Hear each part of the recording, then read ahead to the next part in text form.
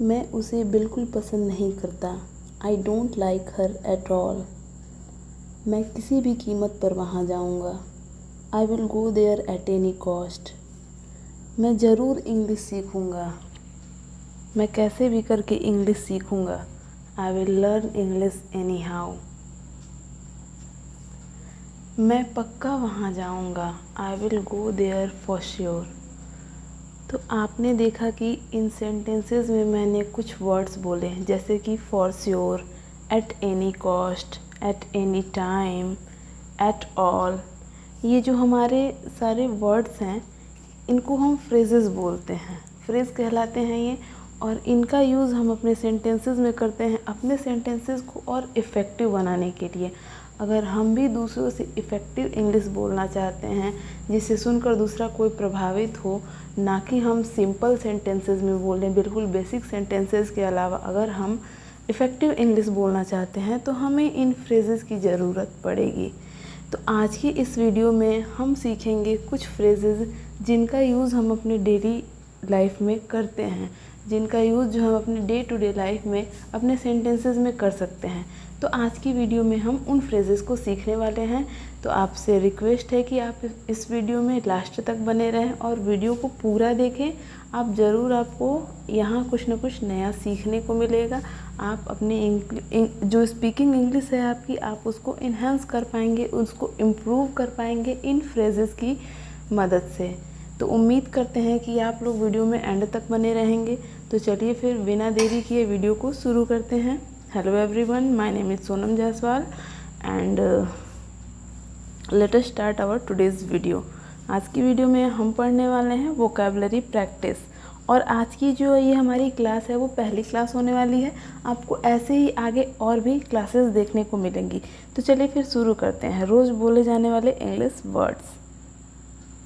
हमारा पहला फ्रेज़ है एट एनी टाइम।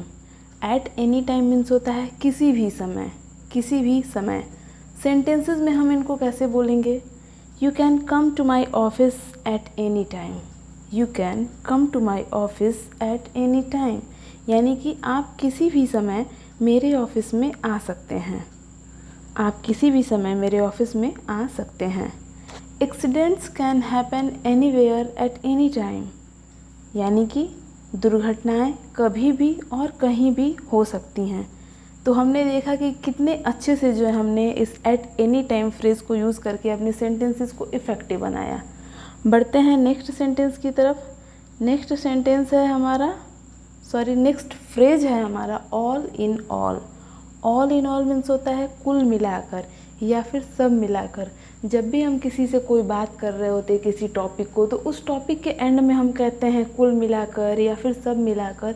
तो ऐसे सेंटेंसेस में जो है हम ऑल इन ऑल का यूज़ कर सकते हैं। जैसे एग्जांपल से समझेंगे, all in all I think you have done very well. All in all I think you have done very well, यानी कि कुल मिलाकर मुझे लगता है आपने बहुत अच्छा किया है। कुल मिलाकर मुझे लगता है आपने बहुत अच्छा किया है। दूसरे एग्जांपल से समझेंगे, all in all I love winters very much. कुल मिलाकर मुझे सर्दियाँ बहुत पसंद हैं। All in all I love winters very much. ये जो हमारा फ्रेज़ है ये हमारा मोस्टली ये फ्रेज़ यूज़ होता है। और आज के बाद से आप भी जो है इसको सीखने के बाद अपने सेंटेंसेस में इसका यूज़ कर सकते हैं। और बहुत बार हमारे सामने ऐसे वर्ड्स आते हैं जिनमें हमें ऐसे बोलना होता है कि कुल मिलाकर या फिर सब मिलाकर, तो हम ऑल इन ऑल के साथ अपने सेंटेंसेस को बोल सकते हैं। बढ़ते हैं अपने नेक्स्ट सेंटेंस की तरफ। नेक्स्ट फ्रेज़ है हमारा adhere to. Adhere to means होता है के मुताबिक चलना या फिर किसी चीज़ का पालन करना। किसी के मुताबिक चलना या फिर किसी चीज़ का पालन करना। एग्जाम्पल से समझेंगे, they failed to adhere to our original agreement. They failed to adhere to our original agreement, मतलब वे हमारे समझौते का पालन करने में असफल रहें। वे हमारे समझौते का पालन करने में असफल रहें। नेक्स्ट एग्जाम्पल है, we adhere to the contract. We adhere to the contract, यानी कि हम अनुबंध का पालन करते हैं। हम इस कॉन्ट्रैक्ट का पालन करते हैं, अडहियर टू। नेक्स्ट फ्रेज है हमारा any longer. Any longer means होता है अब और नहीं, अब और नहीं। और इस फ्रेज का मोस्टली यूज जो है नेगेटिव सेंटेंस में किया जाता है। एग्जाम्पल से समझेंगे, I can't stand it any longer, मैं अब इसे और बर्दाश्त नहीं कर सकता। कांट स्टैंड इट मीन्स होता है बर्दाश्त करना, बर्दाश्त करना। I can't stand it any longer यानी कि मैं अब इसे और बर्दाश्त नहीं कर सकता। अगले एग्जाम्पल से समझेंगे, she doesn't work here any longer, she doesn't work here any longer यानी कि वह अब यहाँ पर काम नहीं करती है, वह अब यहाँ काम नहीं करती है। एनी लॉन्गर मतलब होता है अब और नहीं। तो इस तरह से आपने देखा कि इस फ्रेज़ का जो है हम अपने सेंटेंसेस में कैसे इस्तेमाल करेंगे। आपको यहाँ पर फ्रेजेस तो सीखने को मिलेंगे ही मिलेंगे, साथ ही साथ आपको जो है सेंटेंस स्ट्रक्चर भी बनाकर मिलेगा कि किस तरह से जो है हम इन फ्रेजेस को अपने सेंटेंसेस में यूज़ कर सकते हैं। अगर आपको वीडियो पसंद आ रही है तो आप वीडियो को लाइक करना बिल्कुल भी ना भूलें, वीडियो को ज़रूर लाइक करें। नेक्स्ट फ्रेज है हमारा एंड वॉट नॉट, और क्या नहीं। एंड वॉट नॉट मीन्स होता है और क्या नहीं। अक्सर हम अपने सेंटेंसेस में बोलते हैं कि मैंने उसके लिए और क्या नहीं किया है, मैंने ये चीज़ें की हैं और क्या नहीं किया है, उसने मुझे ये चीज़ें बोली और क्या नहीं बोला। एग्जाम्पल से हम समझेंगे, एग्जाम्पल से हमें बेहतर समझ में आएगा एंड वॉट नॉट। जैसे he called me an idiot fool and what not, उसने मुझे एक बेवकूफ़, मूर्ख और क्या नहीं कहा, यानी बहुत कुछ कहा और क्या नहीं कहा। उसने मुझे मूर्ख कहा, बेवकूफ़ कहा और क्या नहीं कहा। अगले एग्जाम्पल से समझते हैं, I give him the books, toys, clothes and what not, मैंने उसे किताबें दी, खिलौने दिए, कपड़े दिए और क्या नहीं दिए, यानी इतनी सारी चीज़ें दिए और क्या नहीं दिए। तो इस तरह के सेंटेंसेस को हम ऐसे बना सकते हैं इस फ्रेज के साथ एंड वॉट नॉट। उम्मीद करते हैं कि आपको मेरी वीडियो पसंद आ रही होगी, आपको ये चीज़ें समझ में आ रही होंगी। आपका समझ में आना ज़्यादा ज़रूरी है। नेक्स्ट हमारा फ्रेज है एनी मोर। एनी मोर आपने बहुत बार जो है सुना होगा, पर शायद आप अपने सेंटेंसेस में इसका यूज़ नहीं करते हैं। तो चलिए आज सीख लेते हैं। एनी मोर मीन्स होता है इसके बाद, इसके बाद या फिर और ज़्यादा, और ज़्यादा। जैसे एग्जाम्पल से समझेंगे, I can't take it any more, I can't take it any more मतलब कि मैं इसे और बर्दाश्त नहीं कर सकता, मैं इसे और बर्दाश्त नहीं कर सकता। He does not love me any more, he doesn't love me any मोर, वह मुझे और प्यार नहीं करता, और प्यार नहीं करता। एनी मोर का मतलब होता है कि पहले वो चीज़ थी पर अब नहीं है, ऐसे सेंस में हम एनी मोर का यूज़ करते हैं। जैसे he doesn't love me any more, अब वह मुझे और प्यार नहीं करता, यानी पहले जितना प्यार करता था उतना प्यार वो अब नहीं करता। इस सेंस में हम एनी मोर का यूज़ करते हैं, यानी जो चीज़ें पहले तो थी पर अब वो चीज़ें नहीं हैं, वो ख़त्म हो चुकी हैं। I can't take it any more यानी मैं अब इसे और बर्दाश्त नहीं कर सकता। नेक्स्ट फ्रेज की तरफ बढ़ते हैं। नेक्स्ट फ्रेज है हमारा eight a time. Eight a time means होता है एक बार में या फिर एक समय पर, एक बार में या फिर एक समय पर। एग्जाम्पल से समझेंगे, do one thing at a time and do it well. Do one thing at a time यानी कि एक समय पर एक ही काम करो, एक समय पर एक ही काम करो। एंड डू इट वेल और उसे अच्छी तरह से करो, और उसे अच्छी तरह से करो।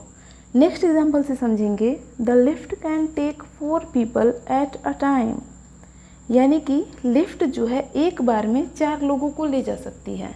The lift can take 4 people at a time. इस तरह से हमने देखा कि एट अ टाइम एक बार में या फिर एक समय पर, इस फ्रेज़ का यूज जो है हम किस तरह से अपने सेंटेंसेस में कर सकते हैं। आगे आपको भी जब ऐसे सेंटेंसेस बोलने पड़े तो आप ऐसे फ्रेजेस का यूज़ करके अपने इंग्लिश को जो है और भी इफ़ेक्टिव बना सकते हैं।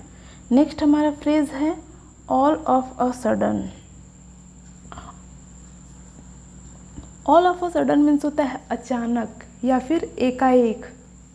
जब भी हमको बोलना है अचानक या फिर एकाएक तो हम बोल सकते हैं all of a sudden.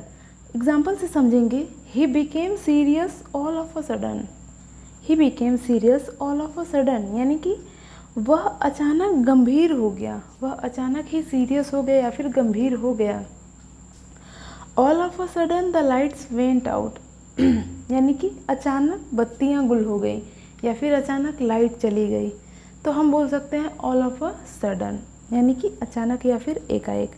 Next phrase है हमारा ऑल ओवर अगेन, एक बार या फिर दोबारा, एक बार फिर, दोबारा या फिर से, ऑल ओवर अगेन, जिसका मतलब होता है कोई चीज़ दोबारा या फिर से या फिर एक बार और। एग्जाम्पल से समझेंगे, I will have to write it all over again, I will have to write it all over again, यानी कि मुझे इसे फिर से लिखना होगा, मतलब किसी चीज़ को दोबारा से करना होगा, शुरुआत से फिर करना होगा। ऐसे में हम ऑल ओवर अगेन का यूज़ करते हैं। जैसे I will have to write it all over again, यानी कि मुझे इसे दोबारा से लिखना होगा, फिर से लिखना होगा। नेक्स्ट एग्जाम्पल है please do it all over again, यानी कि कृपया इसे फिर से करें, कृपया इसे फिर से करें। तो आपने देखा कि ऑल ओवर अगेन ये कितना अच्छा फ्रेज है जिसको हम अपने सेंटेंसेस में यूज़ कर सकते हैं। Instead of saying again, please do it again, इसे दोबारा करिए, उससे भी ज़्यादा इफ़ेक्टिव हो सकता है please do it all over again, यानी कि इसको फिर से दोबारा करिए और शुरू से दोबारा करिए। हमारा लास्ट फ्रेज है as far as. As far as means होता है जहाँ तक, जैसे कि जहाँ तक मैं जानता हूँ, as far as I know, जहाँ तक संभव है, एज़ फार एज़ पॉसिबल, या फिर जहाँ तक उसका सवाल है, as far as she is concerned, जहाँ तक मेरा सवाल है, as far as I am concern. ये अलग फ्रेज हो गया, जहाँ तक मेरा सवाल है, as far as I am concern. As far as का यूज़ हम लोग ऐसे करेंगे जहाँ तक संभव हो, as far as it is possible, इस तरह से जो हम इसका यूज़ करते हैं। जैसे सेंटेंस से समझेंगे, as far as possible he will help you, as far as possible यानी कि जहाँ तक संभव हो वह आपकी मदद करेगा, जहाँ तक संभव हो वह आपकी मदद करेगा। अपने नेक्स्ट एग्जाम्पल से हम समझेंगे, as far as I can remember this is the third time we have met, as far as I can remember this is the third time we met, यानी कि जहाँ तक मुझे याद है ये तीसरी बार है जब हम मिले हैं, जहाँ तक मुझे याद है, as far as I can remember this is the third time we met, यानी कि जहाँ तक मुझे याद है ये तीसरी बार है जब हम मिले हैं। तो ये थी आज की हमारी वीडियो फ्रेजेस की। आज की वीडियो में हमने सिर्फ 10 फ्रेजेस पढ़े हैं और आगे आने वाली क्लासेस में ऐसे ही करके 10 to 15 फ्रेजेस हम लोग डेली जो है नए नए फ्रेजेस सीखेंगे और अपने इंग्लिश को जो है और भी इफ़ेक्टिव बनाएंगे। इफ़ेक्टिव कैसे बनाएंगे? इन फ्रेजेस को अपने सेंटेंसेस में यूज़ करके। अब हम लोग जो है instead of speaking simple English, now we will speak effective English with the help of this phrases, यानी कि अब हम लोग जो है सिंपल इंग्लिश बोलने की बजाय इफ़ेक्टिव इंग्लिश बोलेंगे इन फ्रेजेस की मदद से। तो उम्मीद करते हैं आपको आज की वीडियो पसंद आई होगी। अगर आपको वीडियो पसंद आई है तो आप वीडियो को एक लाइक ज़रूर करें और इसे अपने दोस्तों के साथ शेयर करना बिल्कुल भी ना भूलें। और अगर आप इस चैनल पर नए हैं, चैनल पर पहली बार आए हैं, तो इस चैनल को सब्सक्राइब करिए और साथ ही साथ बेल आइकन को प्रेस करिए ताकि आगे आने वाली लेटेस्ट वीडियोस जो है आपको टाइम पर मिलती रहें। तो चलिए फिर इसी के साथ हम अपने वीडियो को एंड करते हैं। ऐसे ही फ्रेजेस और भी आगे देखने के लिए आप मेरे चैनल को विज़िट करिए, सब्सक्राइब करिए और मेरी वीडियोज़ को लाइक करना बिल्कुल भी मत भूलिए।